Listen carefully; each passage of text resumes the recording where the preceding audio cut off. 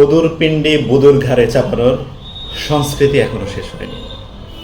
গতকাল রাতে জানে আলম অপুর গ্রেপ্তার হওয়ার আগের একটি ভিডিও পাবলিক হয়, যেখানে জানে আলম অপু নিজে উল্লেখ করেন আসিফ মাহমুদ সজীব ভুঁইয়ার নির্দেশে সাবেক আওয়ামী লীগের এমপির বাসায় চাঁদাবাজি করতে পাঠানো হয়েছে।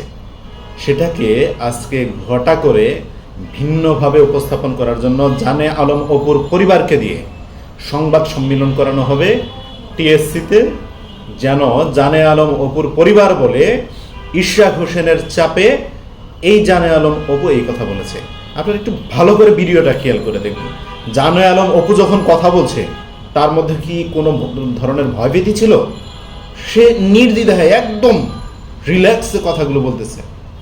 মনে হচ্ছে মানে কেউ তাকে প্রভাবিত করছে এমন কিচ্ছু মনে হচ্ছে না।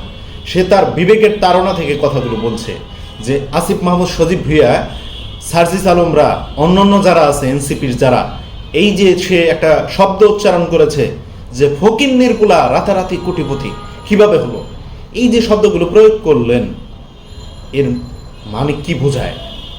আসিফ মাহমুদ সজীব ভুঁইয়ার বাবা তিনি সেই মুরাদনগরে একটা পরিবারের 3 সদস্যকে হত্যা করে ফেলল এবং একজন যিনি বেঁচে থাকলেন তিনি বললেন যে আসিফ মাহমুদ সজীব ভুঁইয়ার বাবা সেই খুনের সাথে জড়িত, আওয়ামী লীগের সাবেক নেতাকর্মীদের সাথে। তার সাথে ছবিও ভাইরাল হলো। তারপরেও তার বিরুদ্ধে কোনো তদন্ত নেই, তার বিরুদ্ধে কোনো অ্যাকশন নাই, তাকে গ্রেপ্তার করা হইল না। শেষ পর্যন্ত আসিফ মাহমুদ সজীব ভুঁইয়া নিজেই চাঁদাবাজিতে জড়িত, সে অসংখ্য চাঁদাবাজি করেছে। শুধু তাই না, আমরা এখন সন্দেহ পোষণ করছি এই যে আওয়ামী লীগের বড় বড় নেতারা যারা দেশ ছেড়ে পালিয়ে গেল, ইভেন আপনারা জানেন কুখ্যাত সন্ত্রাসী পুলিশের মধ্যে ছিল যে হারুন, এই হারুনকেও যে পালানোর সহযোগিতা করেছে সেটাও আসিফ মাহমুদ সজীব ভুঁইয়া। টাকার বিনিময়ে, পয়সার বিনিময়ে সে এত বড় চাঁদাবাজ, তার বিরুদ্ধে একটা শব্দ উচ্চারণ করলে পাল্টা বিএনপির মতো একটা বড় রাজনৈতিক দল যাদের দায়বদ্ধতা অনেক, তাদেরকে নিয়ে সমালোচনার চেয়ারে তুলে দেওয়া হয়। ইশরাক হোসেনের মতো একজন মানে সজ্জন প্রিয় ক্লিন রাজনৈতিক ইমেজের ব্যক্তিটাকেও এখন তাকে ফাঁসানোর চেষ্টা করা হচ্ছে। স্পষ্টভাবে বলতে চাই, ইশরাক হোসেন হলেন সাদেক হোসেন খোকার ছেলে। ইশরাক হোসেনের চরিত্রে দাগ লাগাতে হলে সাদেক হোসেন খোকার ইতিহাস খুঁজতে হবে, সাদেক হোসেন খোকার অবদান খুঁজতে হবে, তার চরিত্রে কোনো দাগ আছে কিনা সেটা খুঁজতে হবে। তারপরে ইশরাক হোসেনকে দাগ লাগানোর চেষ্টা করতে হবে। ইশরাক হোসেনকে আপনি মন চাইলেই ইচ্ছা মতো যা ইচ্ছা তাই বলতে পারবেন। আপনি দেখান, এই যে জানে আলম অপু সে কথাগুলো বলল, তার চেহারার মধ্যে আপনি অ্যানালাইজ করেন।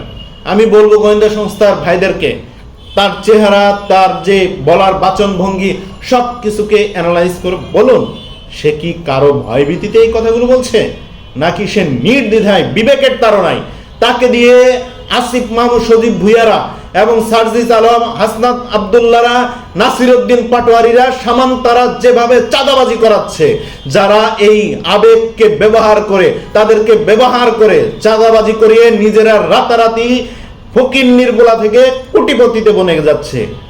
এই বিবেকের তাড়না থেকে এই জানে আলম অপু তার জায়গা থেকে তার কথাগুলো বলেছে। এখন আমি তো সংখ্যায় আছি, কবে জানি জানে আলম অপুকে বেদরক পিটানো হয় এই জেলখানার মধ্যে, তাকে গ্রেপ্তার করে রাখা হয়েছে। অবিলম্বে বলতে চাই জনসম্মুখে এগুলো আনা হোক এবং আসিফ মাহমুদ সজীব ভুঁইয়ার কেলেঙ্কারি একের পর এক বের হচ্ছে, কিন্তু তাকে কোনোভাবে উপদেষ্টা প্যানেল থেকে বহিষ্কার করে গ্রেপ্তার করা হচ্ছে না। দুদক কোনো তদন্ত করছে না।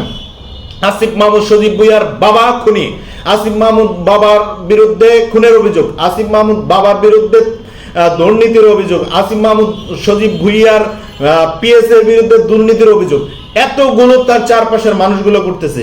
সে কি কিছুই এগুলো জানে না, নাকি সে নিজেই করাচ্ছে শুধু চারপাশের মানুষগুলো দিয়ে? সে সেখানে বসে থেকে মাস্টার মাইন্ড হলো আসিফ মাহমুদ সজীব ভুঁইয়া।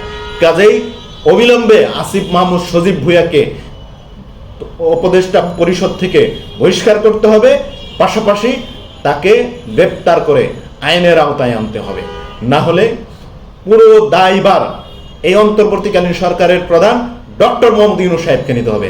যদি দেশের জনগণ ফুলের মালা দেয় সেটাও যেমন আপনার করতে হবে, যদি অন্য কোনো জুতা থেকে অন্য কোনো মালা দেয় সেটাও আপনার গলায় পড়বে। ধন্যবাদ।